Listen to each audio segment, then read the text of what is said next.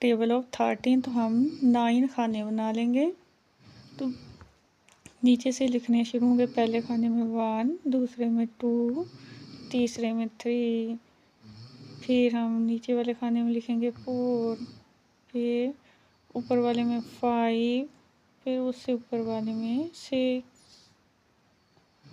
फिर हिसाब से नीचे वाले में 7, फिर 8 और फिर 9। तो इस तरह से हम 0 नीचे लिखेंगे। 10 नंबर लिखने होते हैं हमने।